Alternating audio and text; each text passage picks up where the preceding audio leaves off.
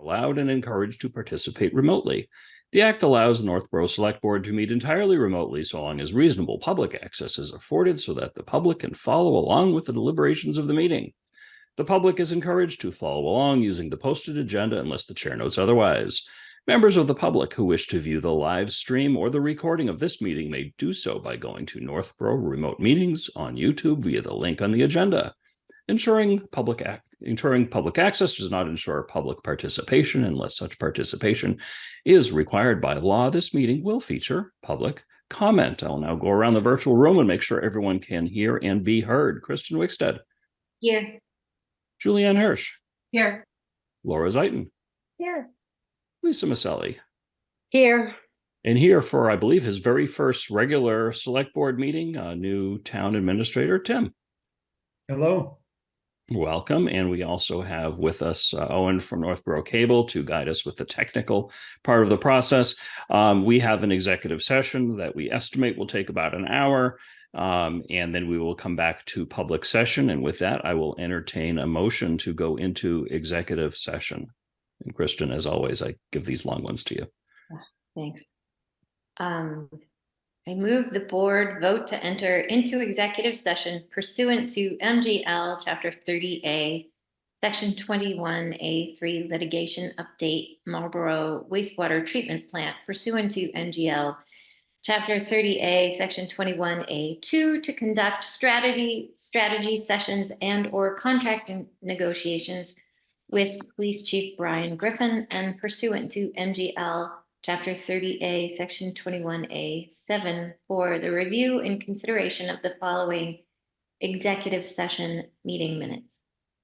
November 16th, 2023, November 20th, 23, December 4th, 2023, December 8th, 2023, December 11th, 2023, due to the chair's determination that a discussion regarding these matters in an open session may have a detrimental effect on the negotiating position of the town. Second. Motion's been made by Kristen, seconded by Laura. Any discussion? All those in favor? Kristen? Aye. Laura? Aye. Lisa? Aye. Julianne? Aye. I also vote aye. Vote is unanimous in favor. We are going over to executive session now, and we'll see the public when we're done. Bye-bye.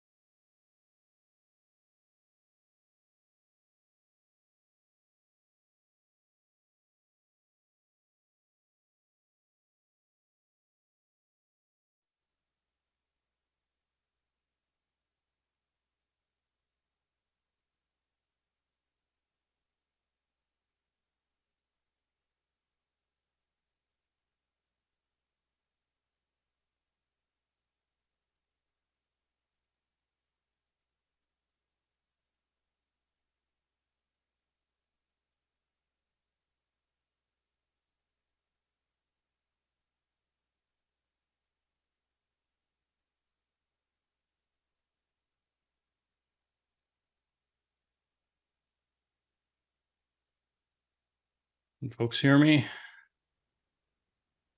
Yes. Oh, good. And I can hear you. All right. Hopefully this will. I reboot my computer about once a month, and every once in a while, that's just. Oh, it's maybe from the storm today. No, it gets tired. I have a lot. Oh yeah. By the way, we're live. I just realized that because we already started the webinar.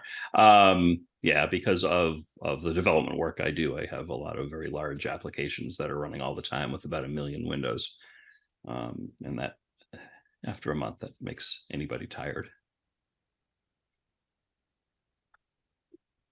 So we'll get started in a moment. Board is here waiting for Tim and Di and anyone else who.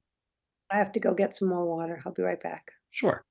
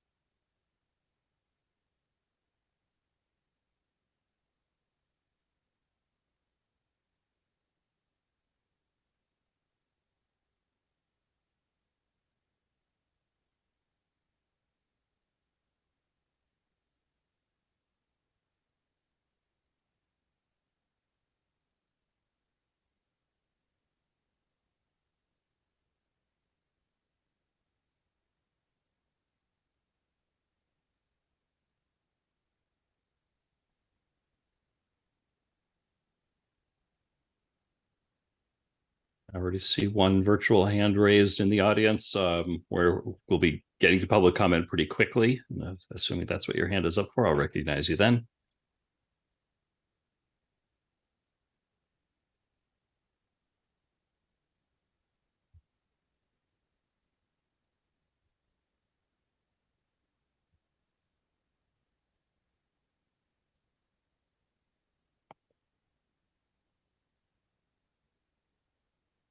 Who is iPhone de Miguel? Yeah, that's the manager of Rancho Corona okay. for the first item. Okay. Well, we're going to have public comment, and we've got some meeting minutes, and then that. So that would be the time to bring him in. Yep. Okay. Great. All right. Are we all ready to go? Okay. All right. So we just completed an executive session. Thank you for all for being patient. Before we join our regular meeting, I do want to share some very sad news. We lost a very important member of the community on Friday. Craig Cox was a constant and cheerful presence throughout town for many years.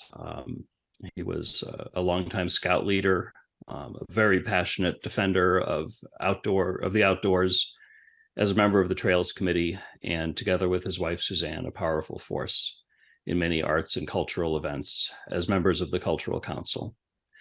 All members of the board considered Craig a good friend.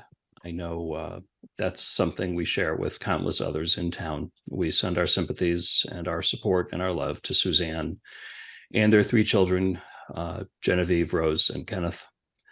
Julianne, I believe you wanted to say something as well. Yes, thank you for giving me the opportunity to say something about Craig. I met Suzanne and Craig through the Cultural Council over 5 years ago. I can't talk about Craig without including Suzanne because they were a team who made things happen. I'm sure you all remember the doors exhibits. Well, it was Craig who was picking up doors, moving doors, and delivering doors. At Culture Fest, he was putting up tents and working on the sound system. When the council decided on the mural project, he was the one who prepared the wall. So I guess that's what you can say about Craig. He did the really important work few people saw, but he did it without looking for praise or thanks. And now I wish that I had taken the time to really thank him for all that he did for Northborough. I hope somewhere he can hear the beautiful things people are saying about him. And I hope that our words bring some kind of comfort to Suzanne. Thank you, Julianne. Let's take a moment or two to think of Craig and his family. You're welcome to turn your cameras off if you'd like. We'll be back soon.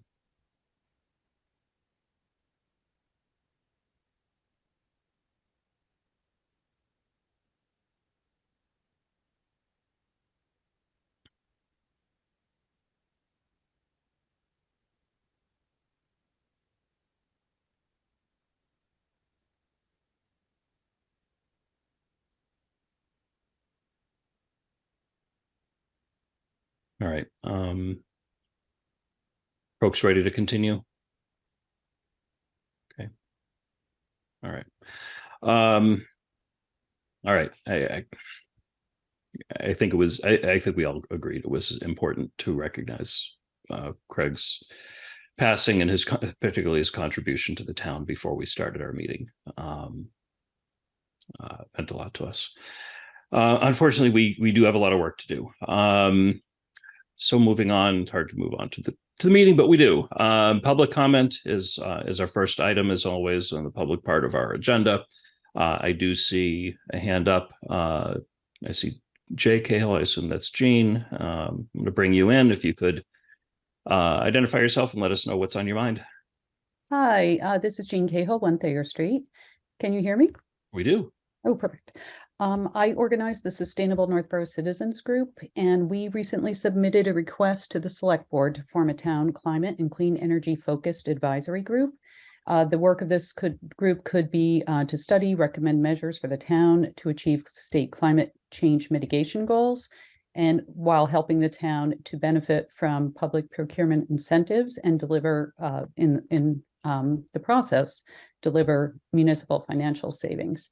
I'm thrilled that this regional school district will expand the lease of solar panel arrays across Northborough and Southborough schools. These projects are projected to save taxpayers millions of dollars on electric costs over their 25-year lifespan. The town would also benefit from more direct purchase of solar panel arrays for other municipal buildings, such as the Senior Center and DPW. And purchasing a town-owned solar installation would pay for itself, then yield a significant return on investment over the system life. So this is the kind of work that we would like to see a town committee focused on, helping advise the town through and getting the best bang for our buck, as well as doing good services for the climate. Another issue I'd like to draw your attention to of recent concern to Sustainable Northborough citizens is the Conservation Commission's plan to log trees from town-owned woodlands. The sale of timber from Edmund Hill Woods and Mount Pisgah is intended to pay for needed work. This includes control of invasive plants and removing trees that border on residential properties. Our sustainable group, citizens group, has sent comments to the town conservation agent, Concom, Conservation Commission, requesting that we undertake more thorough planning, be open to community engagement, and scope project costs before they commit us to a forestry services contract. This proposed thinning and log removal work may actually worsen conditions. This is a concern of ours, that it could worsen conditions favoring what is already an extensive encroachment of invasive plants on Edmund Hill Woods. By these plants, I mean vines, shrubs, ground covers that have escaped cultivation, they colonize disturbed soil, and they outcompete native vegetation that feeds our wildlife. These species thrive in opened areas that have been disturbed and along fragmented wooded margins. So this is a concern of ours, that we really do this right. And currently our state is undergoing a revision of forestry management guidelines, and in the recognition that forests are climate solutions. As this policy is undergoing development, the state has actually instituted a moratorium on cutting trees on state lands. So given our lack of understanding of forestry management and restoration strategies that best fit our town's needs, we are requesting that the Concom desist from signing a contract to inventory and remove trees from town woods at this juncture. Instead, we propose to use the coming months to meet with town land stakeholders, scope invasive plant removal costs, and learn about climate solution strategies that are being developed by the Massachusetts Energy and Environmental Affairs Office. From the Brigham Cemetery experience, we've all witnessed how much disturbance and unintended loss of mature trees occurred, even in an area that has roadway access and is relatively open for logging operations. We need to know that our town lands, the work done on it will be done properly with fiscal control, with community input, informed participation, and appropriate oversight. This will help us to ensure that this laudable objective of improving our forest health is actually going to be successful. So thank you so much for listening to my comments, and I appreciate just your acknowledgement and knowing that this is happening. So thank you very much. Thank you very much, Jean. Sustainability Committee is something that we've talked about informally a couple of times before, and is one of those things that we had to get a town administrator in place before we started to look at that. And I think we should seriously consider that, sometime in the coming months. See what it'll take to get that started, look at models from other towns. And regarding the other, I hate to say it, the last time I talked to Craig Cox was about the issue that that you brought up about the land clearing. He and I talked about that not too long ago. I don't know that much about the details. I don't know if any of the board members do, but I'd suggest maybe get in touch with Tim in our administration office and send him your thoughts, and he can work with the staff that works with Concom to see what the best course of action is there. Thank you, Jean. Oh, sorry, Julianne, go ahead. Can I just add something to Jean's statements? First of all, Jean, could you email us the information that you just verbally conveyed to us? And secondly, Jean and I both attended a legislative seminar from the CMRPC about some possible solutions coming through the legislature about waste management. And this is just another topic that I think a sustainability committee could address and help us, save money, do things right, and help the planet. So just wanted to put my pitch in there. Thank you, Julianne. All right. Why don't we move on? I don't see any other hands up for public comment. Going once, going twice. All right, we will move along to approval of meeting minutes. We have several sets of meeting minutes. My hope is we can dispense with them with one motion, unless anyone has any particular edits.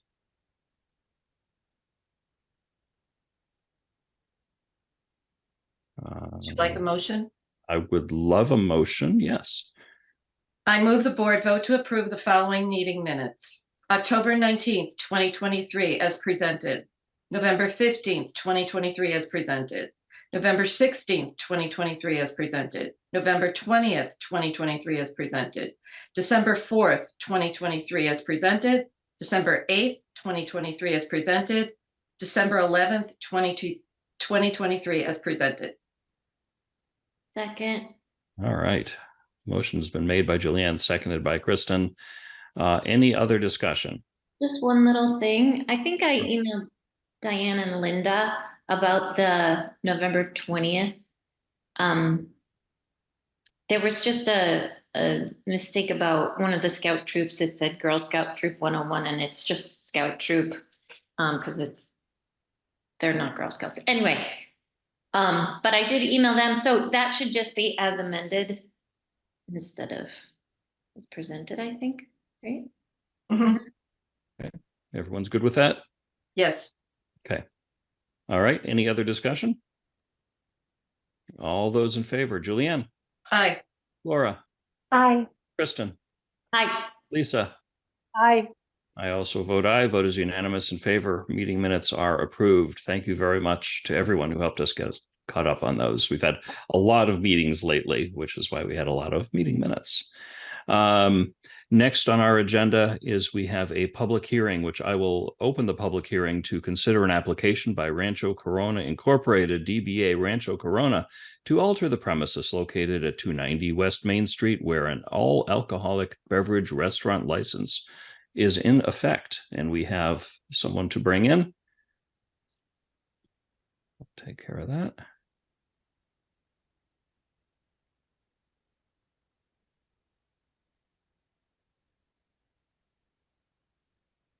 Excellent. And if you could unmute and turn on your camera if you'd like.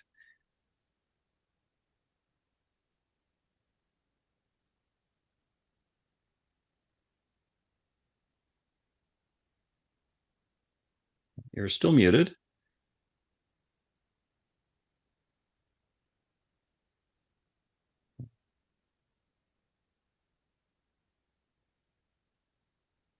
Hello.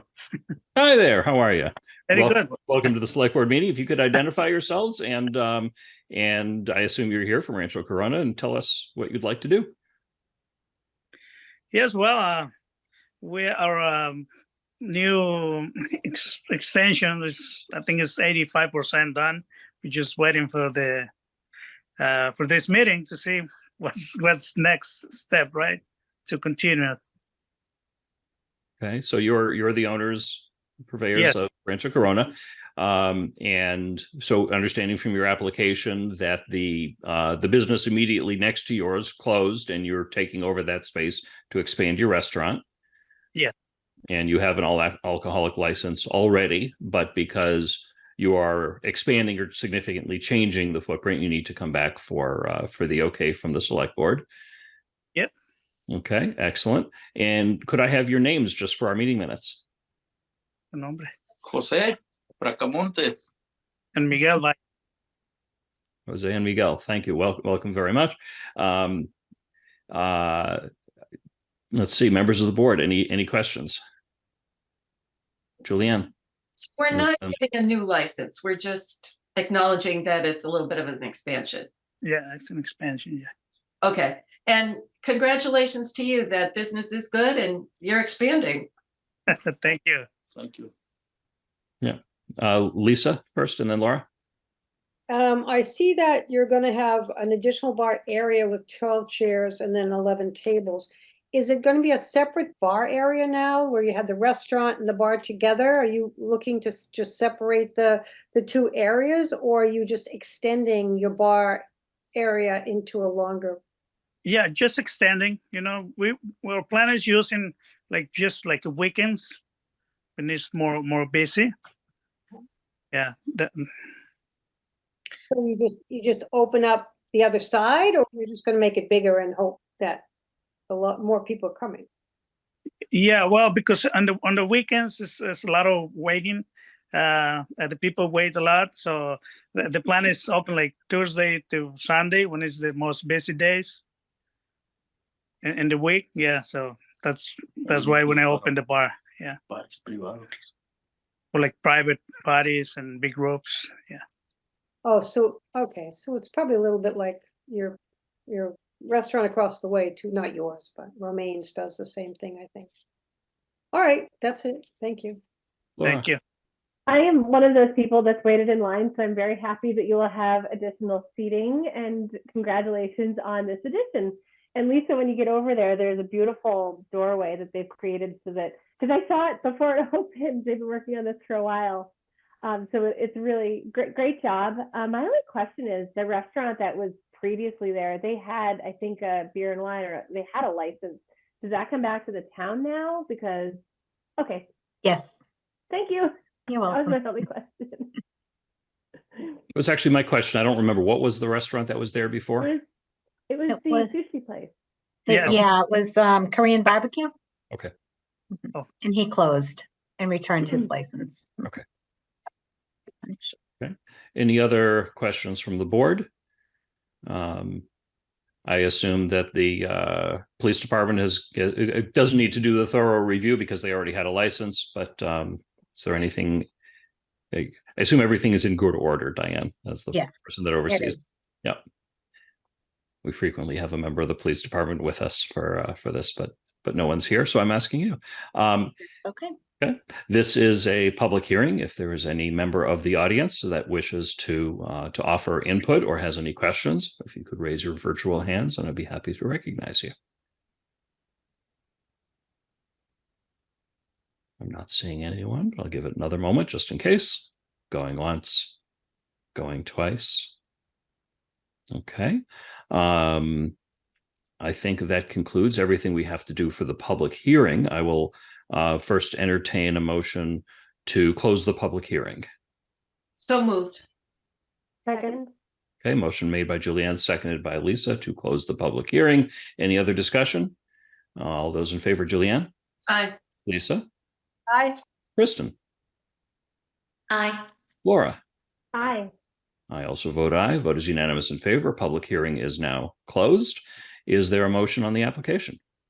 Mr. Chair, I move the board vote to approve the application as submitted by Rancho Corona, Inc., DBA Rancho Corona, to alter the premises of the all alcoholic beverages license at 290 West Main Street with the condition that the licensee receive satisfactory inspections by the Building, Fire, and Health Department.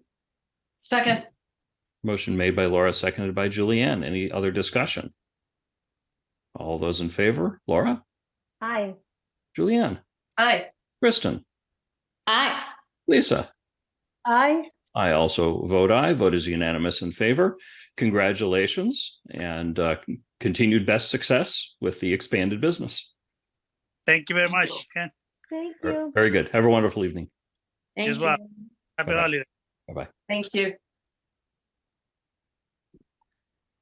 Excellent.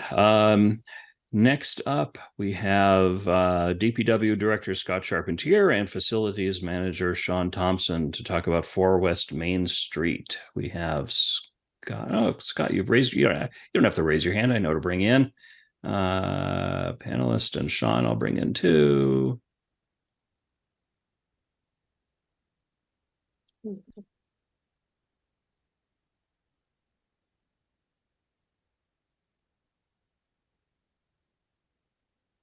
Hey, Scott.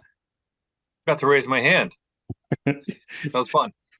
I usually know to bring you, especially when your name is in the agenda. I hopefully will not forget to bring you in, but can't hurt. Hey, Sean. Hey, how's it going? Very good. Well, welcome.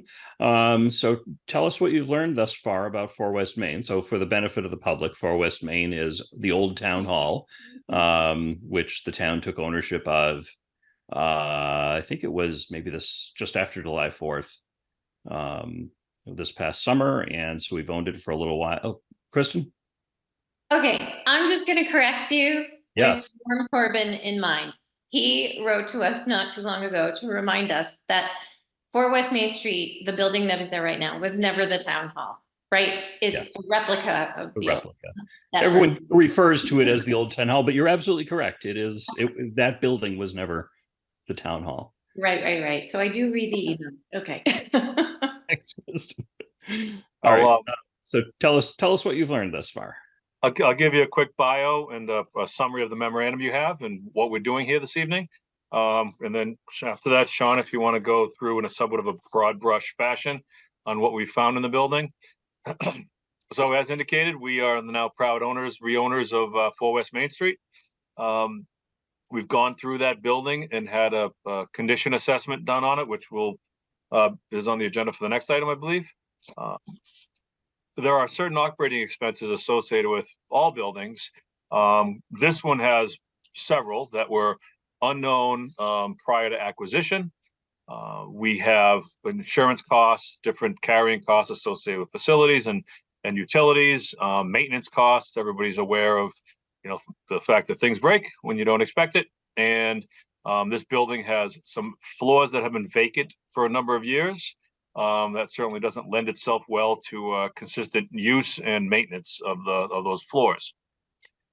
So what we have in your packet is a memorandum outlining the budget components. And what I was looking for this evening was to discuss how the board thought would be the best way to approach paying for and budgeting for 4 West Main Street in FY24, and FY25. So the projected expenses in FY24 are a little over $90,000. The biggest piece of that you'll see is the insurance. There is an insurance value of cost of almost $42,000. So we expect, again, a little over $90,000 in FY24. That has not been budgeted for. We were not able to obtain quotes for a lot of these services prior to taking ownership. We didn't have rights to go in there. In order to get insurance on a building, you need to provide the insurance company with a lot of information that we did not have. It was under another ownership. When we take out some of the initial repair costs that we needed to do to bring the building up to operational standards, FY25's expected expenditures is $85,000. We don't have that in the FY25 budget because we don't have an FY25 budget yet. It's still in the works. There are some revenue streams associated with 4 West Main Street. Those are also unknown. Currently, the lease for the tenant on the first floor of the dentist is still under negotiations, as far as I know. And there are cellular communication devices on the roof. We do not have those leases ironed out with the cellular providers. Before the property came back to the town, a lot of information was requested of the prior owner. We asked for a year of utility bills. We asked for their insurance bill. We asked for copies of leases. We asked for agreements that they currently had with service providers, elevator techs, fire alarm companies, things like that. We didn't receive much of anything. We were in a lot of transition here. As you know, the town administrator's office was transitioning pretty substantially. Regardless of that, we did not get what we'd asked for from the prior owner, which hand-tied us a bit in the ownership transition. So, Sean, if you want to go through a little bit on what we found as far as needs go, and if the board has any questions afterwards, we're happy to answer them. Yeah, so the main thing with taking over the building was trying to just familiarize yourself with where we stood with the mechanical systems and just general safe operation year round, make sure it remains climate controlled and safe for the one tenant that we have. We spent about $10,000, just under, getting all the heating and air conditioning back up and operational. There was 5 or 6 different furnaces or boilers that needed repair. And then we recently had the elevator inspection this past November, which it failed. So we're looking at, we haven't executed it yet, but we're looking at a $4,000 to $5,000 repair on the elevator system to get that back up and running. Talking with the building department, it's not necessary to do right at this moment because our only occupant is the dentist, which occupies the first floor and has no access to the rest of the building. But something definitely worth exploring, especially as we look to potentially reuse the building in the future. It's been a challenge switching over the utility bills because we didn't receive anything from the previous owner. So we've been working with National Grid. We finally just got that squared away like 2 or 3 weeks ago. So that's where those utility numbers come from. We have 5 months of bills since we took the building over. So we just projected out based on those costs what we expect to spend the rest of the fiscal year. Other than that, the building is in a lot better shape than I expected it to be for a building that's been vacant for that long. I know you guys all walked through it with us one day, and I think we could all agree that given the fact that it's been largely vacant for a substantial period of time, it's in pretty good condition, and we'd like to keep it that way. So that's what some of those costs are for going forward, is to make sure that we have enough funds to maintain the building so it doesn't end up in disrepair as we determine what the best use for is it going forward. One of the primary reasons for these early expenditures for repairing a lot of mechanical components is keeping the upper floor spaces conditioned. We see what happens to buildings when they're not conditioned. Either things freeze or you get an overburden of moisture and mold, and that just grows into a very costly remediation scenario. So while the building is still in relatively good shape. It's important to keep it in good shape. One of the motivating factors, I think, of getting the elevator fixed and the upstairs spaces conditioned well also is the allowance of others to go up there.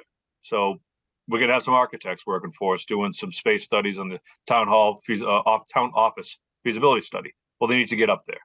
Without an adequate and safe means of egress with an elevator, they're not allowed to.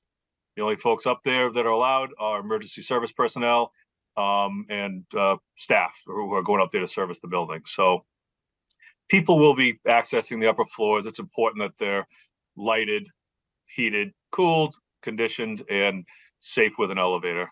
We did do some exterior improvements as far as accessibility goes, remove some tripping hazards. What has not been, I don't believe, Sean, has anybody gone up on the roof yet? Inspect the roof? No, nobody's been up on the roof yet, outside of the facility condition assessment team. Nobody's been on the roof. There are no signs of leaks, but as mentioned in the study, which we'll cover, the roof is older. So it's definitely going to be something we need to address. We did also have to switch the fire alarm system over to the town, do a fire alarm inspection, sprinkler inspection, extinguisher inspection, because those hadn't been done for almost 3 years. So we were delinquent on a lot of that stuff as well, taking over the building. So as it being life safety, it's not something we could hold off on now that we're liable for any issues. So that was something we took care of straight away.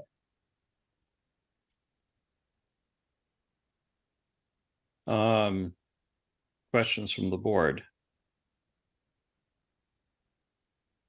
I think I saw Kristen's hand first and then Julianne. So, thanks, Mitch. So, Scott, and Sean, so the town hall feasibility study, the architects, they can't go up there until we fix the elevator, is that what you said? Or? Correct. That's correct. Okay, Yeah, we ran the, we discussed this with the code enforcement officer, building inspector, as well as the fire department. And that was the code and life safety responses. okay. Thanks, yeah, so that's a high priority meeting for that whole committee, I think they would agree. Thank you. Julianne?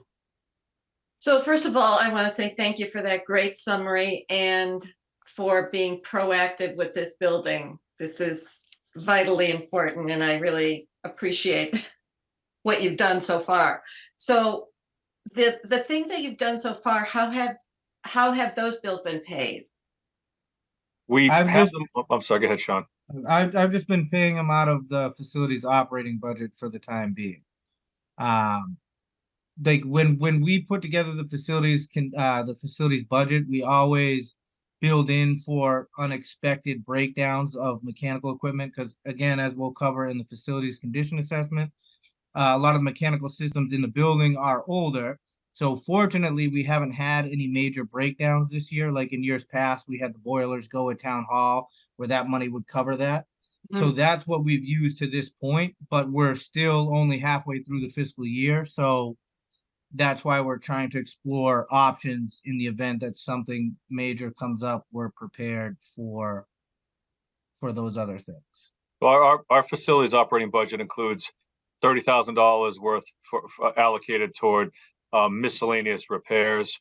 We're at $66,000 worth of expenditures thus far in FY24 for 4 West Main Street, which means that budget will be overrun if we continue down this path for through the end of fiscal year FY24. One of the topics I wanted the board to consider tonight and Tim to weigh in on is the mechanism by which these bills get paid in FY24 and how we want to handle 25. It's a large, I mean, adding a $85,000 line item for 4 West Main Street in FY25. That's a large financial impact on an operating budget. That's a big number. You know, typically you've seen when we add staff, we'll often add a staff member halfway through a fiscal year. So you feel the 50% labor impact 1 year and then another 50 the next year, and it eases it into the budget.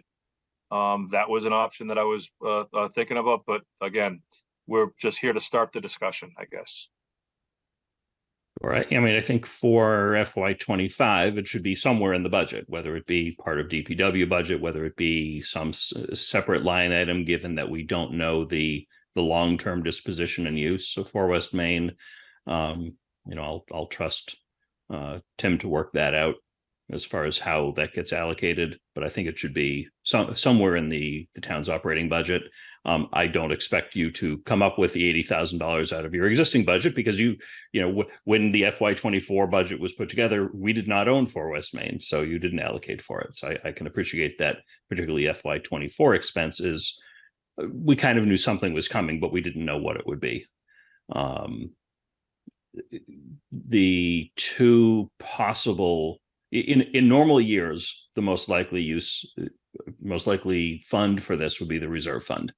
That the reserve fund exists. I think we put $175,000 in every year, and that's there for unanticipated expenses, which this would qualify as. We also have ARPA, which is a unique, one time over a period of a few years funding source. I would look to Tim for a recommendation as to how to fund this between those two options. And I will not ask him tonight to do that, given that, Tim, this is your first public meeting with us. So I think that should be, something we should figure out pretty soon. Tim, if you want to meet with the Appropriations Committee to discuss the possibility of using reserve fund, however you want to do that, and come back to us and let us know what the most appropriate source is. I think the board will support that. With any luck, we won't have to touch it for snow and ice. Right. Fingers crossed. Now that you said it, Scott, now that you said it. Anybody have any other thoughts on the funding source question, which we're not being asked to decide tonight? I know it was on the agenda, but it didn't make it that far. Tim, I don't know if you have anything that you wanted to offer. Just two things. The lease, when negotiating, is about a $36,000 annual revenue stream. We got to get a handle on the cell towers that are on the roof. I don't know what those revenue streams yield, but we have some offsetting revenue. It's just a long-term use. I don't want to mislead anyone and get into a long-term lease, and then we decide to use it for a different. So we almost have to decide what we're going to do, because ultimately, you take a building, we would go to bid, we would bid it out for its highest and best use to one or multiple bidders for different spaces. And I've done that before, but if we want to use it, obviously, for other municipal purposes, we don't want to go through that process. But that would be one way to offset any costs. If we want to just hold it out in 25, maybe just a separate warrant article that's funded both by general appropriation and a revolving fund from the revenue that the building generates. That might be an option. And then you can hold that out and not just have it in the operating budget if you were to do something different with it. That's a good idea, using a revolving fund. I'll ask Kristen, if you happen to know, as our member on the town office's feasibility study committee, is there a time frame? And I know you've just started the work. Is there a rough time frame as far as when you think that committee would make a determination as far as a preferred location for future town hall use? And if you don't know, that's okay too. Yeah, no, it'll be a while. I don't think I can answer that. Yeah. My gut feeling is it'll probably be 8 months to a year. Yeah. Is there a way to expedite that? I mean, it could be faster. I think we would all like it to be faster. But right now, Scott, do we even have another meeting on the schedule for January? The status with the project is we're currently putting the contracts together with the selected architect. Okay. Once those contract negotiations are complete, we'll have another meeting with the committee. And that meeting is where we kind of lay out the schedule, the public involvement, that process. So, in another 3 weeks or 4 weeks, considering the holidays, we'll have a better handle by the end of January on what the schedule looks like.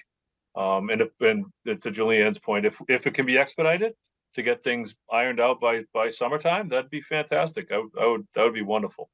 Yeah. Like, I think everybody on the committee would like that, and it's a very good, very proactive committee.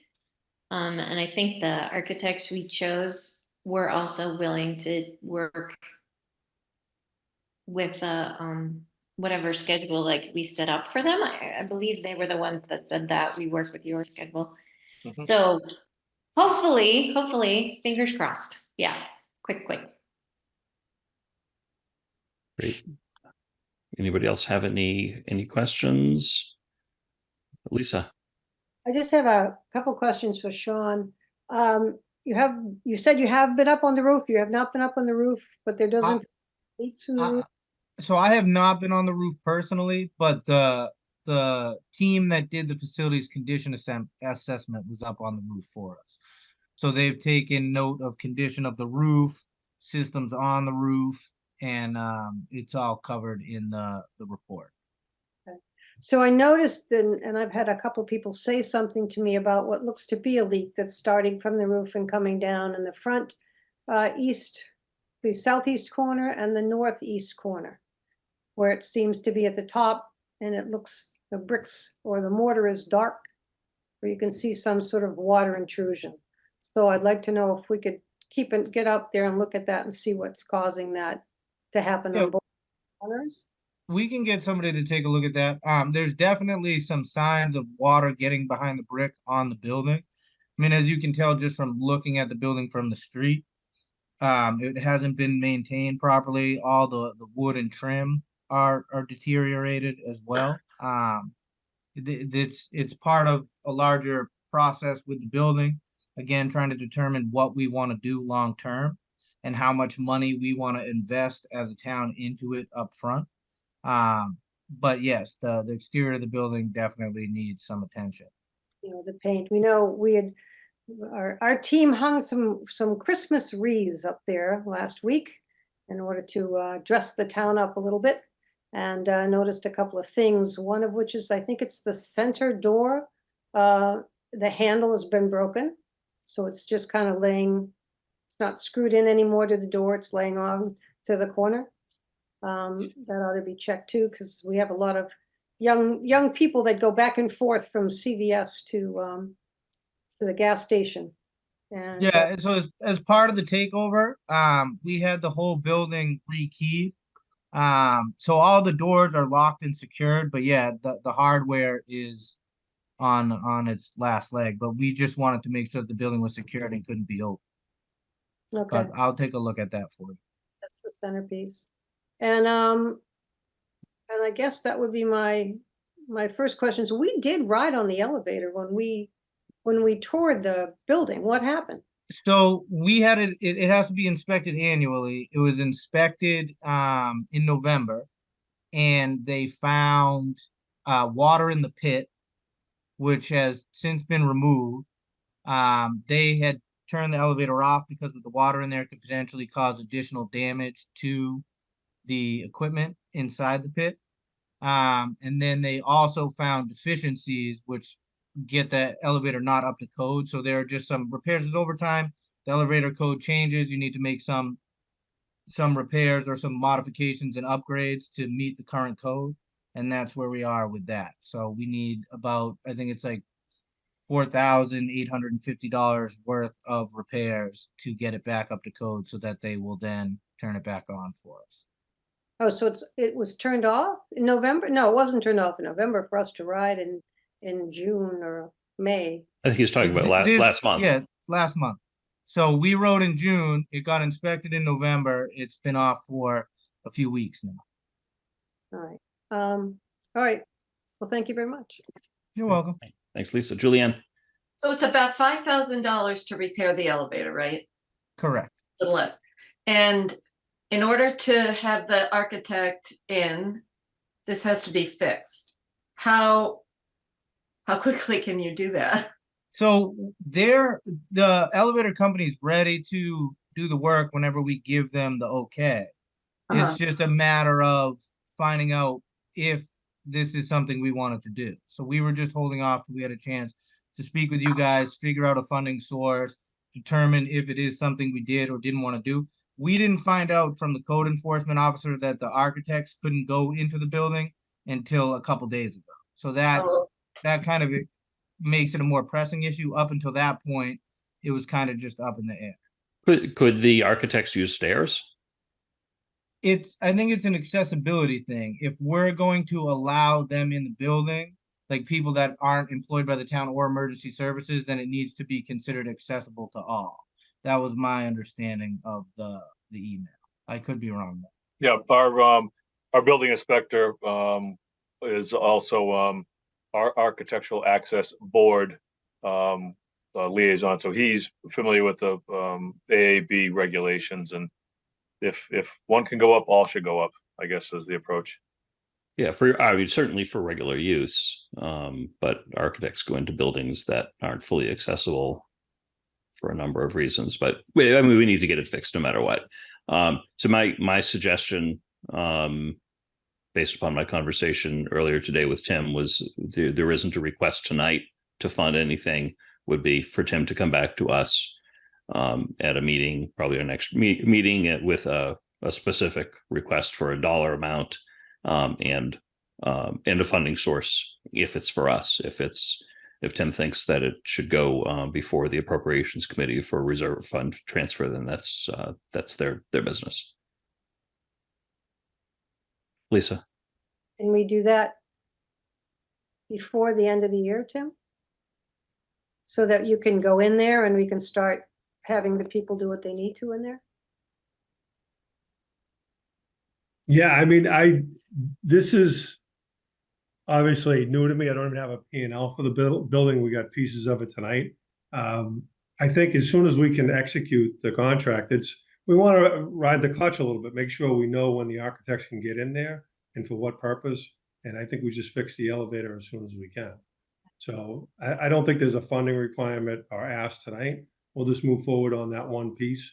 If the architects need that fixed to go in, we'll do that. I guess we need to think of a holistic approach in terms of what do we think the use will be? Or are we going to simply wait for the architects and the committee? Or will they work to eliminate that site so we can do something else with it if it wasn't to be a municipal use? yeah, I think it's probably a long and complicated question. There's the possibility of it being town offices. I know the master plan implementation committee has some thoughts on using it for commercial purposes. There may be other ideas or a hybrid of the two. So there's a lot to figure out. It's a very nice, very large building that we need to figure out, and that's not going to be easy to do. Scott, we'll talk tomorrow. Let's just get them in there to get that elevator fixed. Yep, we'll do. Okay, great. Thank you very much for the update there. That's been something I've been looking forward to for a while. Next on our agenda, hey, it's Scott and Sean again. The facilities condition assessment report, which we talked about a while ago, and we're very happy to have you here present that to us.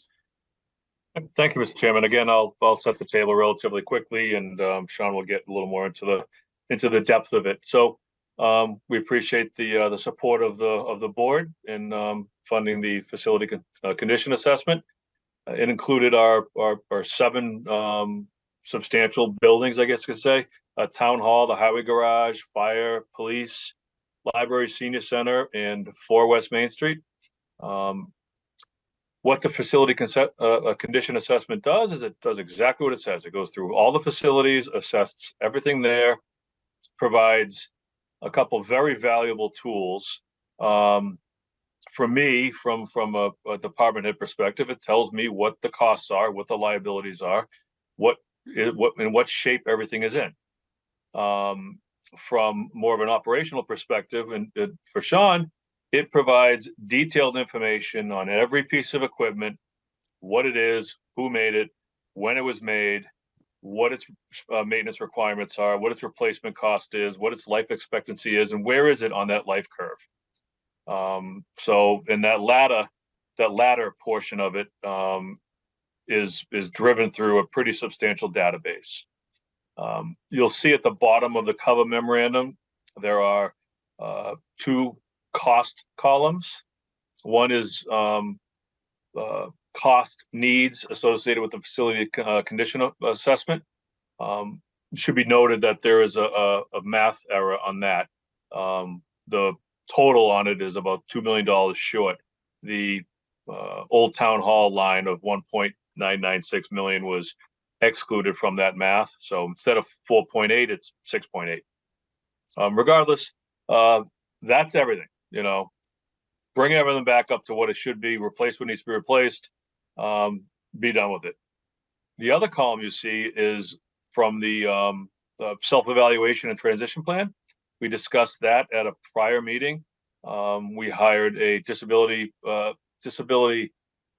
accessibility consultant to review all these same properties, with the exception of 4 West Main Street. They didn't have access at that point.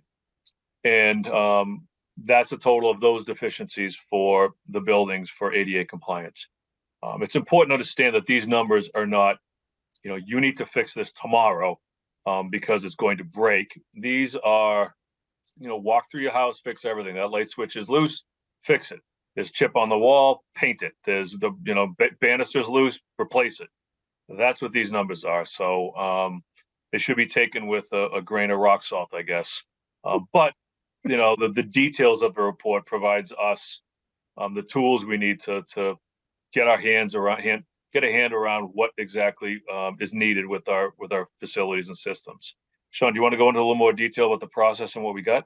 Well, yeah, and so just a couple more things to kind of recap. So along with all the stuff Scott was talking about, it provides us with a software as well. So the software is going to allow the different directors at the buildings to put in work orders as they see things. It will allow us to track what we're doing. When they went through, they tagged every piece of equipment that they looked at. So now as you look at the thing, you're going to see police station, for example, all of their HVAC systems are past their useful life. Does that mean we have to replace them all today? No. But as we're getting them serviced, we can scan the barcode on each particular item. At the end of the year, I can run a report and say, okay, this particular air handler, I've spent 15 grand on, it's 20 grand to get a new one.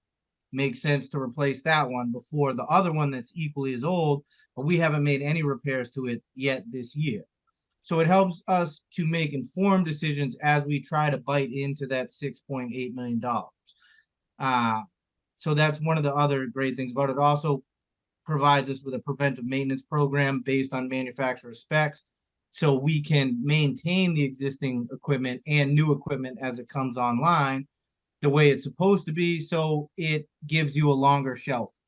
It's just like your car. They give you all those recommended appointments you're supposed to go to that nobody does, but if you do, your car is going to last a heck of a lot longer. So the idea is now, as we bring new equipment online, we can now maintain it longer and more appropriate, so we don't end up in a situation where we are $6.8 million in the hole trying to dig ourselves out.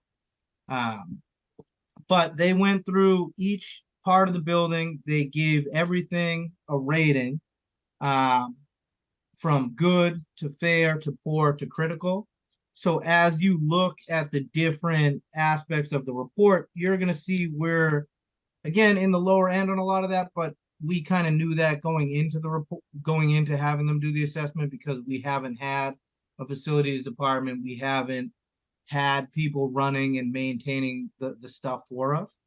And then they gave us a capital plan. So they broke down based on what they see, how we should approach each different building and each system in each building.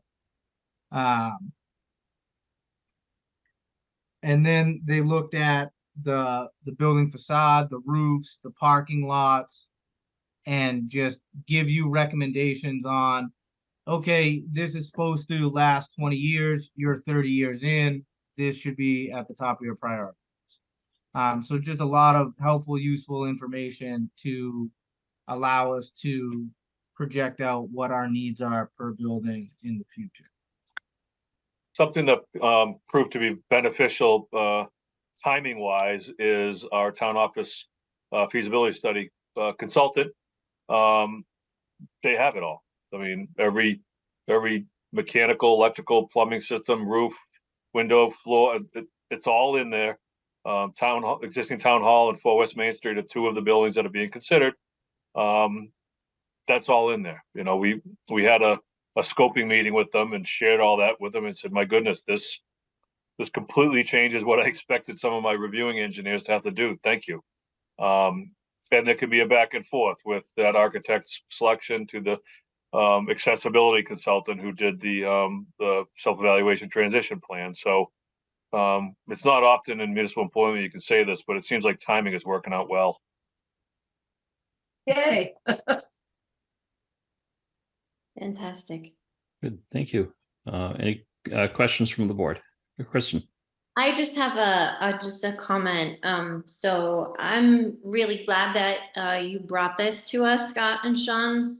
This the way that it just seems a more guaranteed way to keep all the facilities more efficient and just like you said, Sean, just fix the one that needs to be fixed and not everything, right? It's just a really smart way of doing things. So I really appreciate that you went to the effort of finding this method and hiring these people. It was really smart and it's great. Thanks. Thank you. Yeah, I mean, it's a common practice in the facilities industry. It's just we were working from behind. Yeah. But it again, it helps you because maintenance in general is always the first place people or businesses look to cut money when they're trying to save. So having the proper information to make the educated decisions is what's going to help us going forward. And it provides us evidence. It's not just me subjectively being like, I know this is old, let's replace it. It's, look, we've spent $10,000 on this in the last 3 months. It's time. Yeah. So it just helps us to make educated decisions. Yeah, it helps us or helps you help us make sure that we're taking care of the taxpayers' money too, I think. Correct. Yeah. Julianne? So did Alpha, that's the company that you used, right? Yeah, Alpha Facility Solutions is the firm that did the assessment. So did they, I mean, I read the report, but I didn't see anywhere where they said, you better do this first and give you a list of 100 things. So they don't do that. What they do is they rate everything for you.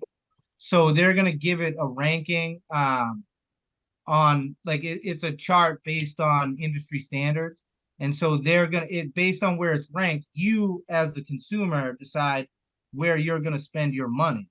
But they're just saying, this is in this condition, this is in this condition, this is in this condition. Which one do you want to prioritize? Does that make sense? Yep. And I have just one more quick question. On page 63, the police station report. Yep. Exterior enclosure, it says for 2023 and on, $0. Is that because we have already allocated money for it?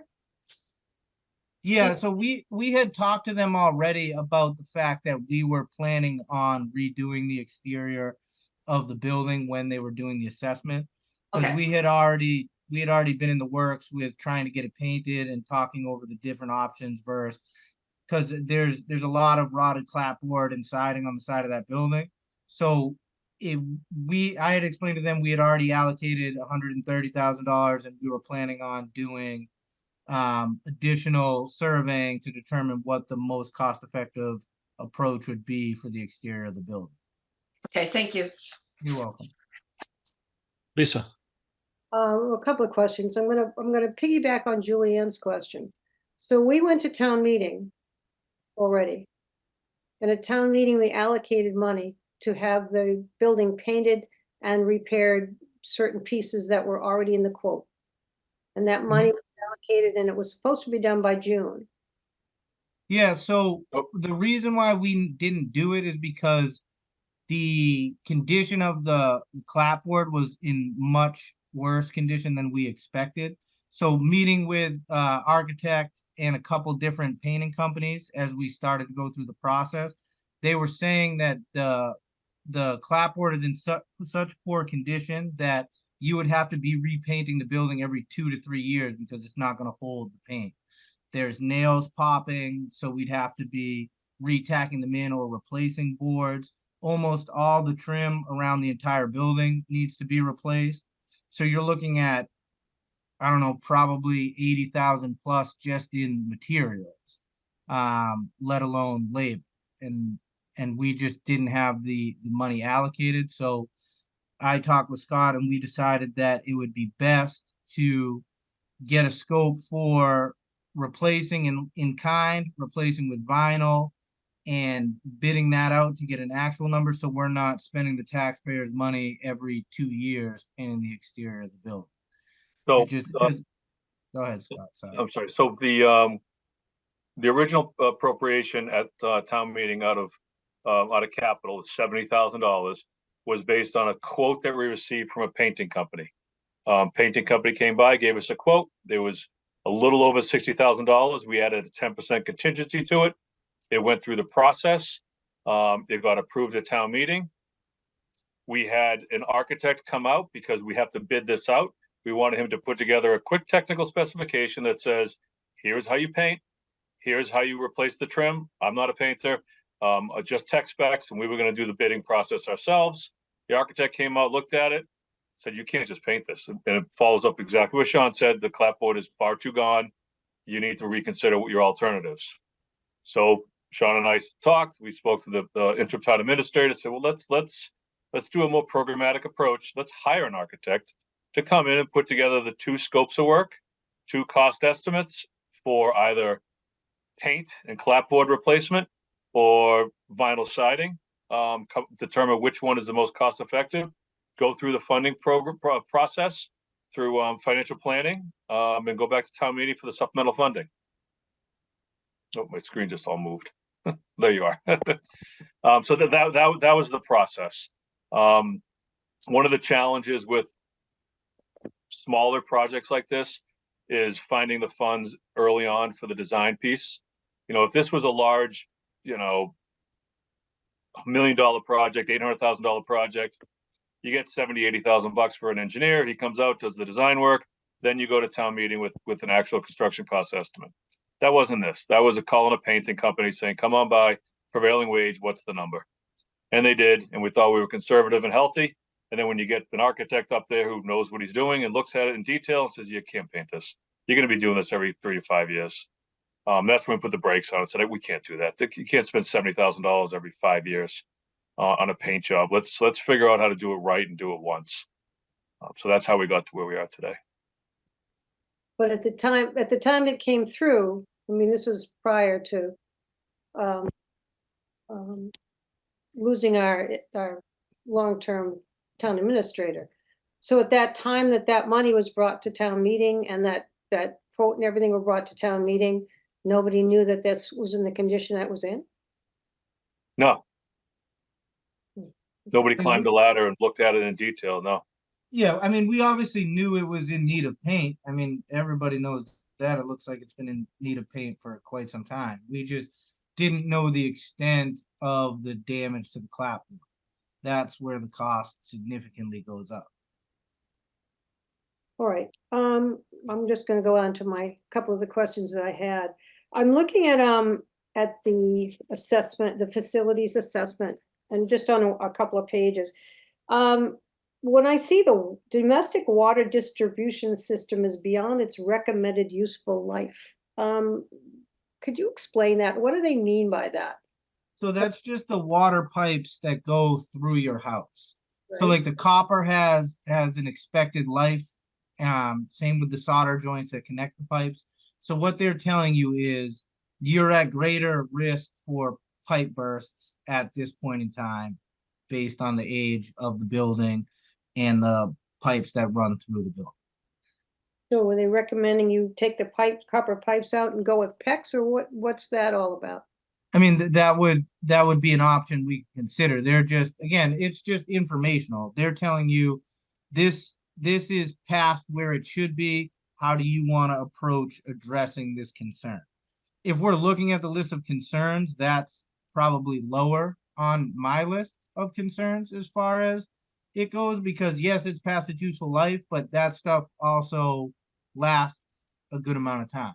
Like, whereas, and you can continue to function in the building if you have a small break here or there, whereas if you're losing an entire mechanical system, that more interrupts your daily operations, if Okay. that makes sense. Well, yeah, I mean, my house is 100 years old and I've got copper and I've got some PEX, but I like my copper. I'm willing I to bet your agree. copper's well past its useful life, but it's gonna last a lot longer. So, but it's lasted a long time. I'm just as happy to keep. Right. But I was like, what, are you gonna take the copper out and put PEX in? That's crazy. Somebody hits PEX with a nail, guess what? You gotta go replace the PEX. Okay, and then the other question I had, again, it gets back to 4 West, is that on the exterior enclosure, says, the slate shingle roof covering was beyond its recommended useful life, which again, slate lasts forever. But it says a single ply membrane roof was in poor condition due to observed evidence of leaking. So past leaking, like, so it's shown evidence of leaks in the past. There's no active leaks in the building, but it's got patches all over the roof in different areas, is the way he explained it to me when I asked, because I had the same question. I was like, what do you mean leaks? Because I don't see any water down here, and water's a serious issue. And he was like, no, there's just significant patching done on the roof membrane itself.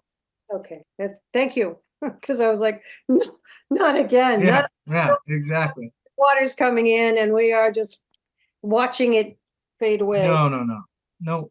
All right. So basically what you've given us is, it's just an overview of what you've given us. What you have to your computer systems and everything that you've talked about is pretty much on a computer system as opposed to in this kind of a manual. Yeah, so we're still building it out. This is just the report.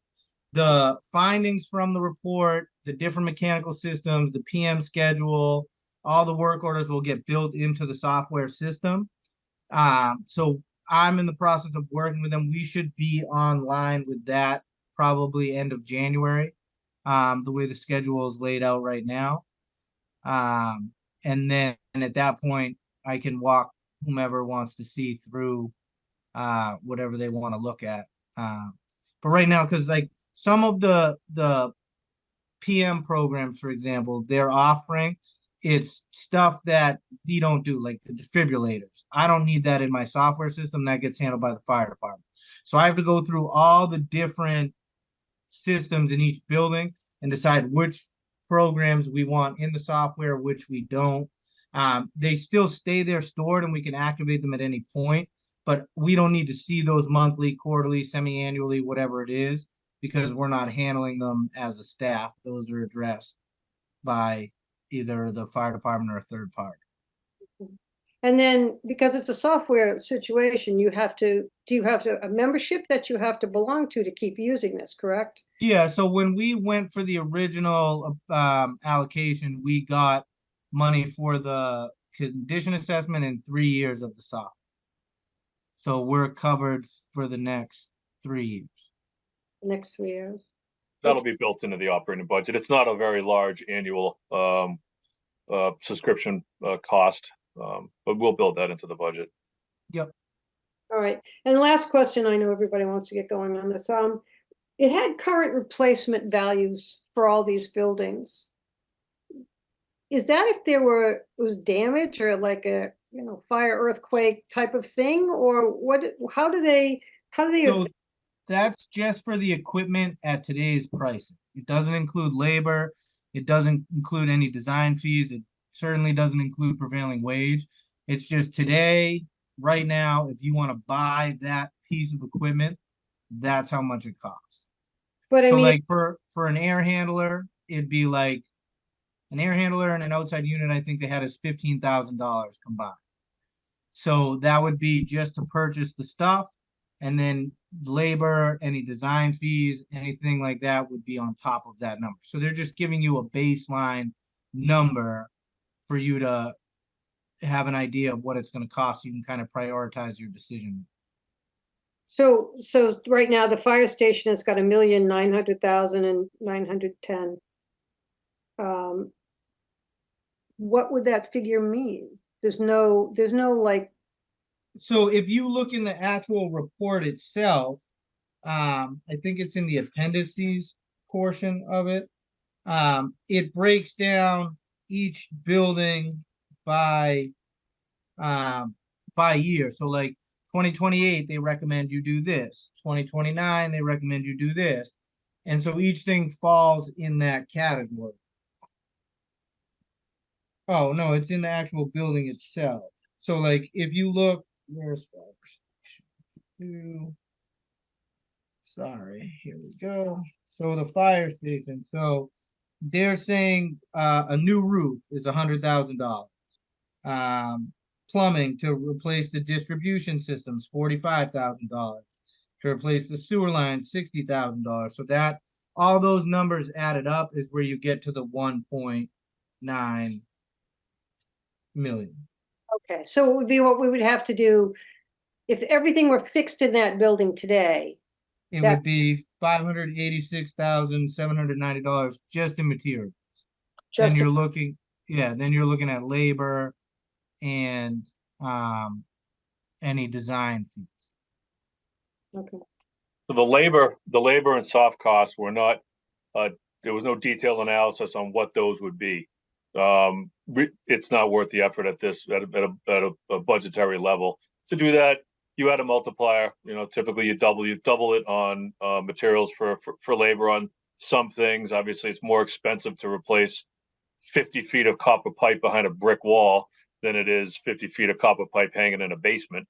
But at this level of detail, just something that's comparable, apples to apples, is all that's needed. okay, thank you. Thank you. Questions from the board? Scott? Oh, I'm sorry, Julianne, go ahead. I'm sorry.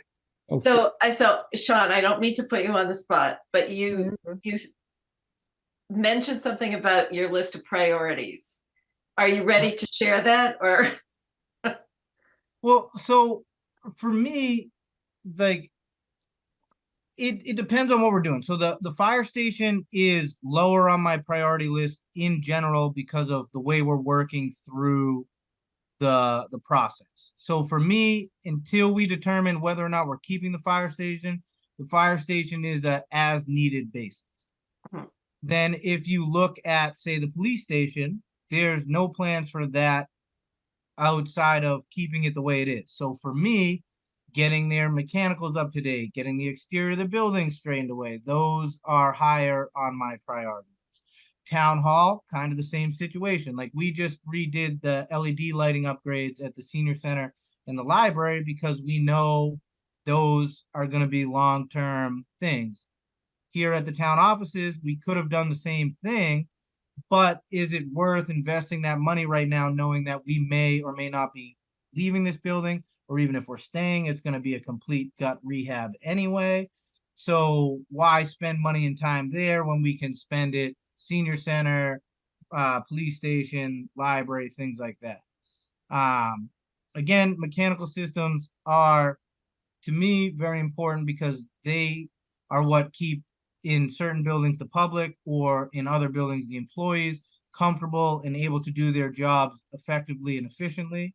So especially in the municipal world, like when I was in the private sector, it was a lot easier. If something broke, I could have it fixed by the end of the week. Here, because of Mass General Law, it slows things down exponentially. So you really need to stay ahead of those big ticket items, or you get stuck in a really uncomfortable place with a lot of people not too happy. I like when people are happy with me. I don't like when they're not. I think you made a wise decision. Thank you. You're welcome. A question, Sean, you've been with us for a couple of years, and so you've been in all the buildings and you've had to deal with a lot of surprise repairs. This is probably a great gift of like a great base of knowledge to have. I'm curious if you had a gut feeling before receiving the report. And once you receive the report, do you think things are in better shape than you thought, or worse shape, or just kind of different? I mean, I think for the most part, everything's right where I expected it to be. But to the point I made earlier, it's a lot easier for me to sit here with this document and say, here's what the problems is, and here's the industry facts and the numbers to back it up, versus me just coming to you guys and being like, I need $7 million to get the buildings up to where they need to be. You know what I mean? So this is something we have been working on since probably my third or fourth month in. It was just finding the funds and getting everything together. So that's kind of why it took so long. But this is something I've been shooting for since I started. I'm glad we've done this. It's good, Scott. Yeah, I can attest to being glad we did this as well, Mr. Chairman. I didn't know what a facility condition assessment was when Sean came on board. I knew I had the facilities under me. I didn't know what to do with them. So there's no way we would be here today with this amount of data without Sean, shepherding the process forward. And I'm looking forward to seeing what these tools will do to help him and prevent the hair pulling and the running down the hallway that has been existing with him for a little while now. So I'm really happy he has what he needs to maintain our facilities. Thank you. Any other questions? Okay. Thank you very much to both of you, particularly for Sean, for having this idea and spearheading this and making this happen. I know this will be useful. I'm sure this board and the appropriations and financial planning will be looking at for a long time. Thank you. Thank you for having us. Thank you. Thank you. Okay, thanks a lot. Okay. Next up on our agenda, we have discussion and possible vote to approve a contract between the town and police chief, Brian Griffin, who we appointed at our last regular meeting. Tim, you've negotiated a contract, and I think we're ready to go. Is that correct, Tim? Yeah, the board obviously, I was very diligent in selecting Brian, and I worked with him over the past week to get this ironed out. Legal counsel's reviewed it, and the board made a great decision. You've been thorough in the process, and I took you through all the notes and executive session for this 3-year contract. So I just want to get him in place with the ratified contract. So I'd ask the board if they would ratify his contract starting for January 1. Is there a motion? Mr. Chair, I move the board vote to approve the contract between the town and Police Chief Brian Griffin. Second. Okay, motion made by Kristen, seconded. I'll give it to Laura, although I heard a lot of seconds all at the same time. That's excellent. Any questions or comments? I'll just say I'm obviously very happy to have this contract done, so Brian can officially become our police chief on January 1st. And that's great. I'll take this opportunity, and I think we all probably will during our reports, to thank outgoing and retiring Chief Bill Liver for many years helping us out.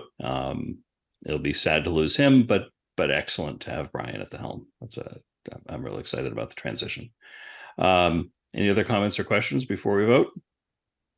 All those in favor: Kristen. Aye. Laura. Hi. Lisa. Aye. Julianne. Aye. I also vote aye. Vote is unanimous in favor. We have a contract, and Tim, you've got your first new employee. Yay. Pretty good work for a first week. All in a day's work. Thank you very much for Great. approving that. Thank you. Next up is we have renewal of the select board's licenses for calendar year 2024. We had a big list pending our agenda. I don't think we have to go through anything individually unless a board member has a question. Lisa? Just have one. On the Sure. first- Under the restaurant licenses, we do have Makaku at the 290 West Main Street, Unit 90. That probably should be taken off, correct? You are correct. Good catch, Lisa. Okay. Julianne? And the police have had no problems. There's no issues with renewing any of these licenses, correct? There are no issues. Okay, thanks. Nope. All of the paperwork's in good order. Inspections have been conducted by the building and fire departments. So I think, yeah, good. Okay, is there a motion? Mr. Chair, can I just ask Sure. one more question? Absolutely. When we read this motion, do we need to say something for each of the addresses similar to the voters? No. Okay. Yeah, and I think there was a motion distributed that just refers to the list. And maybe we could refer to the list other than the one that we discussed earlier as not being renewable. Say that again? What do you mean? Other than the one that has been withdrawn. So that in the motion? Yeah. Yeah, you could mention that or, yeah, just so it's As amended. doing that one. Yeah, as amended. As amended. Okay, so. I have nowhere as amended is supposed to go. So I move the board to approve the renewal of annual licenses for the calendar year 2024 as indicated on the 2024 license renewal list as amended. Yeah, with the condition that each licensee receives a satisfactory inspection from the building, fire, and health departments and is in full compliance with both municipal and state codes and regulations. Second. Motion's been made by Lisa, seconded by Kristen. Any other discussion? Okay. All those in favor say aye. Lisa? Aye. Kristen? Aye. Laura? Aye. Julianne? Aye. I also vote aye. Vote is unanimous in favor. Congratulations to everyone for another year of licenses being in good standing. Next up, we have review and approve select board meeting schedule for January through April. And it looks like we're just second and fourth Monday straight across the board. Other than town meeting, which isn't a regular meeting night, of course. Does everyone in agreement with that? Lisa? The question. I had heard that perhaps it would be a thought to move our Monday nights to Tuesday. Was that something that, Tim, you wanted to talk about, or you don't want to do it? Yeah, I'll just, for context, usually because of when Proposition 2.5 came along, communities did this half day on Friday and they worked late on one night a week. And that night was usually the night of a board meeting. So the executive board would have the support of staff in the building during their meeting. It's just odd to have a Monday meeting and then have people work late on Tuesday. So I was, instead of asking everyone else to change their schedule, I could ask 5 people to change the schedule. But I don't want to propose that at this point because my eyes are very wide, as you can tell, and there's a lot happening, a lot of pieces, and I don't want to disrupt those wheels that are in motion at this point. So I don't want to make that pitch, but I'll tell you what the thought was because you brought it up. But I don't want to recommend any changes for the board at this point. Yeah, I mean, I think we'd be open to talking about it at some point once we dive in. Sometimes there are ramifications. We move from Monday to Tuesday, and then somebody who's on Tuesday, ripple effects. So we'd want to plan a change like that out carefully. I appreciate the logic of it. I do know in a lot of towns the select board meets on Tuesdays. Okay, that's all I wanted to bring up. I don't think we need to formally approve that because our standard meetings are 2nd and 4th, unless somebody particularly wants to vote that. Okay. All right. So we know our meetings are 2nd and 4th Mondays for the next few months. Wow, through town meeting. We got to get ready for that. Next up, reports. Let's see. Kristen, any reports tonight? I do have a report. Yeah. Hold on. Okay.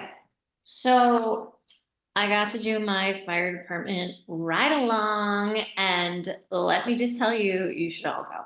You should all go, everybody. So these are exactly the kind of people that you would hope to have taken care of you should you have the misfortune to find yourself in an ambulance, right? So they're very kind folks at the fire station, but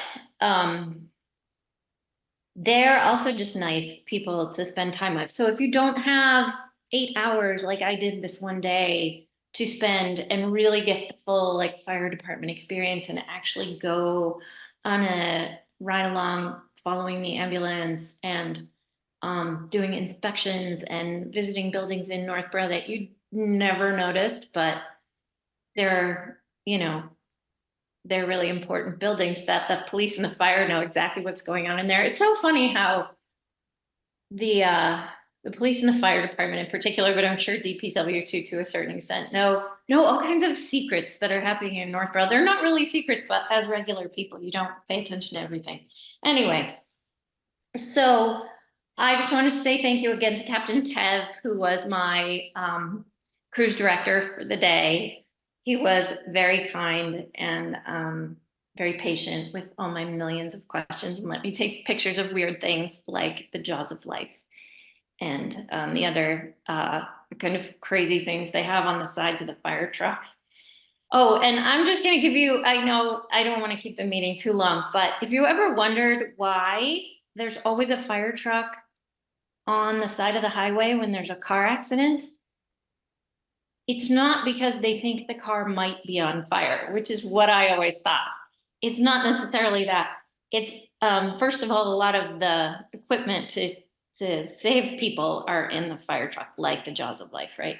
But also, mainly, it's there for protection for the ambulance and the people in the ambulance, the paramedics and the police officer who is at the scene. It's to protect them because the sides of highways are really, really dangerous.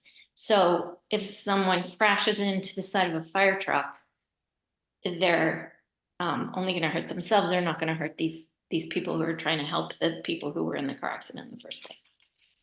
So anyway, a little bit of trivia I learned on my day there. But anyway, and thank you so much to John for the ambulance tour and to Chris and then Chief Parenti, and I always want to call him Vice Chief, but that's not his name.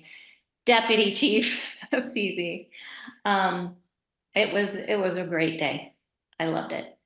Oh, so yeah, so if you don't have the 8 hours, you could do half a day, or you could just go have coffee. They also said that's an option. Or you could go for dinner.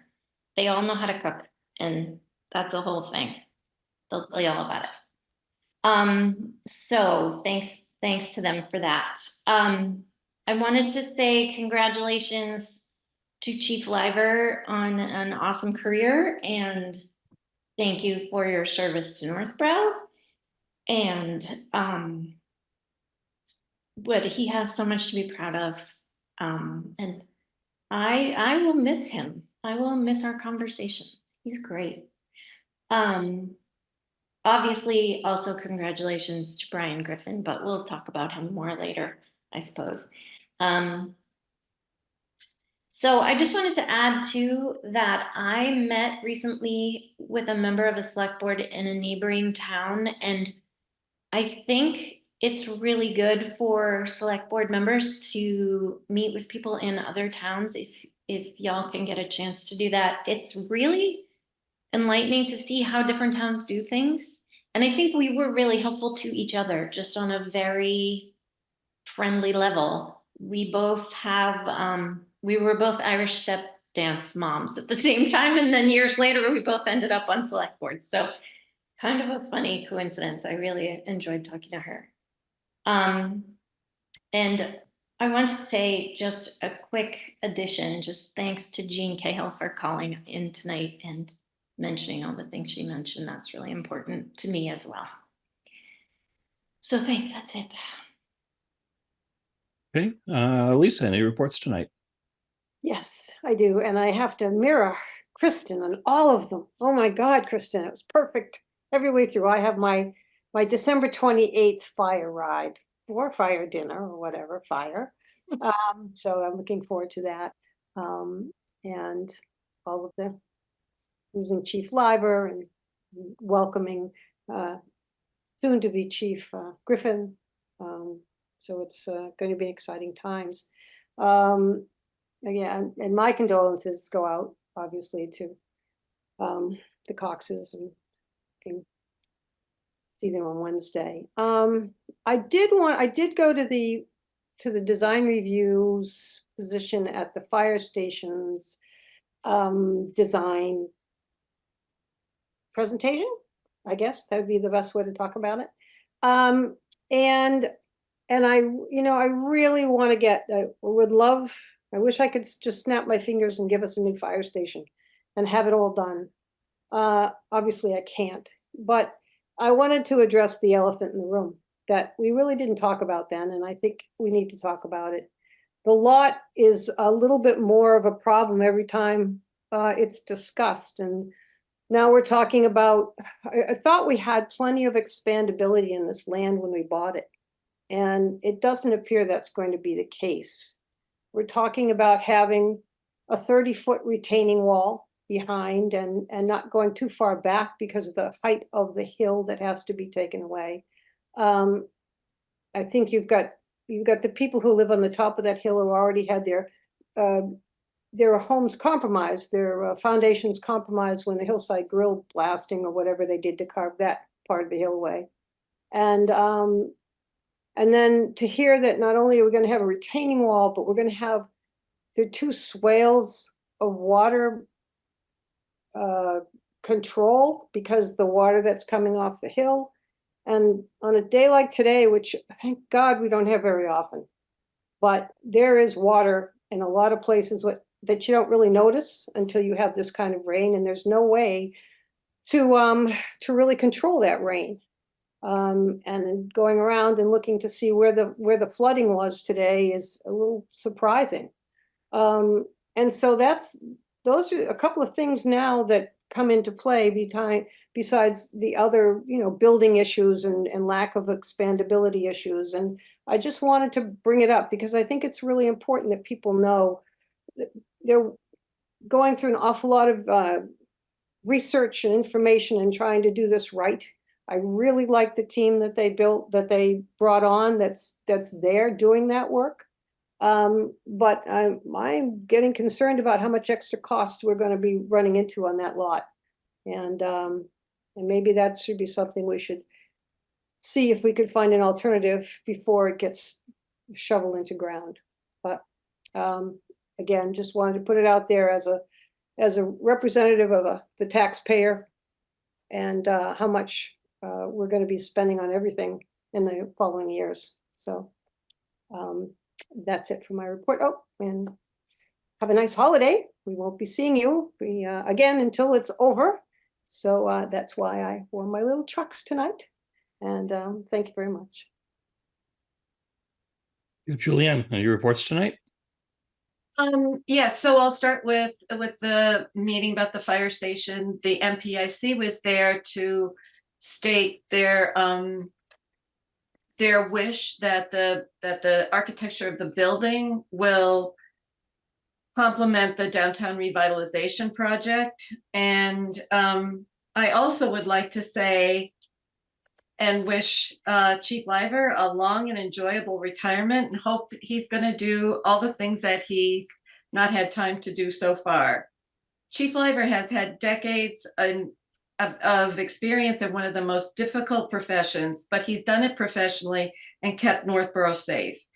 not only did he do that, but he is leaving the department, I think, in really good hands with his successor and the department he's built. So thank you doesn't seem like enough to say, but please, Chief Liver, know how much we appreciate how you've kept Northborough safe and looked out for us. And I just want to say one more thing, because it is customary to wish everyone a happy holiday season at this time of the year. But it's also good to remember that while the holiday season can bring joy and happiness to some, for others, it may be stressful and sad. So my wish for all of us, no matter where you are in life's journey, is that you find some peace in this season. And that ends my report. Thank you very much, Julianne. Laura, any reports tonight? That was a beautiful message, Julian. Thank you. I do have a couple things to report. Thank you as well to Chief Liver. I'm wishing you all the best in your retirement. I wanted to let everyone in Northborough know that it's Girl Scout cookie season. So if you are on the hunt for Girl Scout cookies, they'll be arriving in January. To reach out to your local Girl Scout. If you don't have a Girl Scout, feel free to reach out to the leaders at online, and we'd be happy to direct you to a Girl Scout that can help you. This is a big fundraiser for us, and it's something that we use for funding a lot of the activities that we do throughout the year. I was delighted to attend the menorah lighting that was hosted by the Community Affairs Committee on Wednesday. Thank you so much to everyone who made that event possible, and to everyone who attended. It was a really nice turnout, and it was a beautiful night. Special thanks to the police, DPW, and the fire department for all their work today with this unbelievable storm. I was driving around town. There were so many giant branches down, and it was just all hands on deck together around every corner. Welcome, Tim. I'm glad you're here. I'm looking forward to working with you. And last but not least, if you are going to be looking for a way of removing your Christmas tree, the Boy Scout Troop 101 will be doing their annual Christmas tree removal on Saturday, January 6th. You can sign up online for $10 per tree. And if you've got questions, you can email the troop at nboroughtroop101treepickup@gmail.com. And that concludes my report. Thank you. Thank you very much, Laura. I've got a couple of things. As was mentioned during public input, the school committees are looking at solar panels for a lot of the school roofs and a couple of parking lots. I attended a presentation from their consultant at the combined school committee meeting a couple of weeks ago. It's a bold initiative, and they may want to get started as soon as this summer. They will need to go through us for town meeting approval of leases. So that would be an area that will be involved. It's for anyone who hasn't, take a look at the combined school committee meeting. It's about a 20 or 30 minute presentation, and I think it's well worthwhile to understand what's coming and what they're looking to do. I will echo Laura's comment about the menorah lighting last Wednesday. That was a lot of fun, really, really good turnout.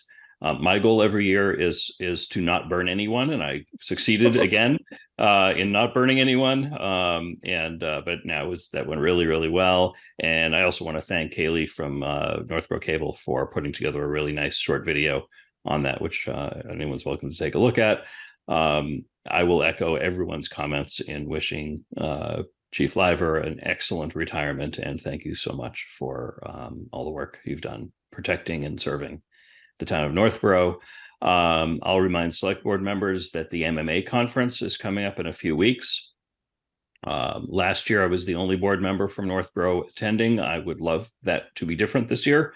It's always the weekend of I think it's the 20th and 21st, give or take a day.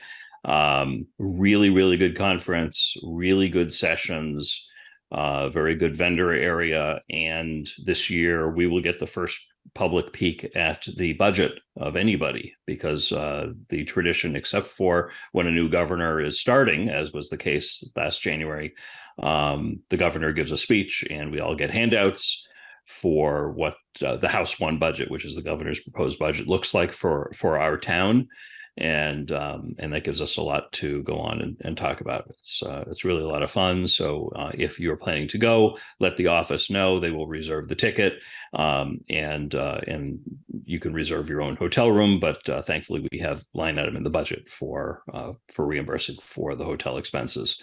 Some other good news from the school department is may remember a few months ago, the board authorized the school department to submit to MSBA to put the Peasley School onto the list for a future project, a future large construction project. This past week, the MSBA formally endorsed that and unanimously approved Peasley School to get onto the list for planning for a feasibility study. So that was nice. I participated in that. School superintendent and the school committee chair and a couple of others from the town were there virtually. The meetings are remote, which are a lot easier than the old time where you had to get to downtown Boston and stand around all day waiting for your turn. But that's really good news for the town. It really is. It's a multi-year process that we'll be able to get started now. And lastly, happy holidays, everyone. And that ends my report. Tim, do you have anything for us tonight under your report? I'm just going to cover a few quick things. I know you guys just interviewed me, so you know I might talk fast. So if I do, get your pens ready. I'm just going to try to cover things quickly. First, I need to thank everyone. You've been so warm and welcoming to me and my family. I was at the menorah lighting ceremony, and I was invited, unbeknownst to me, to come up and partake, which I appreciated. So everybody here has been great. The staff, just my initial assessment, they're committed to service. They're committed to their work. They're subject matter experts. You are in fine hands from the start. So I know it's only a 6-day window, but usually first impressions are the right ones. And I have that impression from everybody that I've met. So I appreciate the welcoming and the support from the board, reaching out to me first week, and then again today with certain members I've talked to today. I appreciate that. I'm trying to tour as many buildings as I can. I only went to the police station last week. As I go through, I will tour other facilities with the particular department heads. I did have one department head meeting on Friday, and we discussed the FY25 budget requests to due back on the 29th. Big numbers like Worcester County retirement and health insurance won't be known until January. And obviously, as the chair just mentioned, we won't know the budget from House 1 until late January anyways. But so some of our revenue we may not know. I always like to just level fund revenue from the state until we know, because the iterations it goes through with the reconciliation process and the Senate budget, the House budget, and so forth. So I'm going to wait on that kind of estimate from my perspective in keeping that level. I'll just, all right, I can just give you this. We've worked on the letter for SA Farms. I know it's an executive session matter, but we are seeking input from Mark Lanza before we send that out. Also worked this week and last on 13 Church Street matter with Catherine at KP Law. So I'm coordinating that effort to get the PNS signed. Also working on the full West Main Street lease with David at KP. So that's underway. A project that Mike started was a strategic assessment of the health and family services, or youth and family services, to see if improvements can be made. So we asked CMRPC to come in and assess the operation for a more holistic approach to perhaps restructuring now that the office is vacant and everything that's going on in that office is falling to public health. So I thought that was a good use, and we'll kick off that on Wednesday. We provide all these services throughout the organization, right? Senior Center has their group, the police has theirs, the schools have theirs, and health has theirs, and then obviously family and youth services has theirs. So it's a perfect opportunity to look at it all. We hope to be finalized with that project for April. So I think it's a good opportunity to look at it holistically and move forward with a plan that provides all-encompassing wraparound services, including all of those stakeholders and shareholders in the discussion, so we can get a robust program started, given that there's no data from a historic perspective for that particular operation. We did receive a correspondence today regarding the state's fair share apportionment for fiscal 24. It goes to Chapter 90. It's an additional $264,000. I just got it stamped in today. I'll send you a copy of the letter. It's just a one-page letter from the governor's office. And under HR, as you know, I worked on the police chief's contract last week and this and over the weekend. We reposted the ad for the finance director. The last one that they posted, they had no one apply, which is pretty sad. But I took a different approach this time. We cast a little wider net using obviously the MMA, ICMA, which is the International City Managers Association. So we have that in there. And then we went to the Mass Treasurers Association and the Mass Clerks Association through their listserv to hopefully get it posted in various town halls throughout the Commonwealth so we can attract a qualified candidate. In the HR world, it seems like a lot of my time today was spent on HR. I did receive 2 resignations.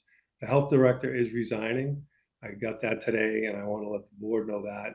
And the children's librarian gave her notice as well today. So we had a discussion with the health director. We have transition plans that we're working on. So it's sad because, you know, I just get here and I want people to stay and help us grow, but they're moving on to other positions that they've sought, and congratulations to them. And we'll have to work through those issues.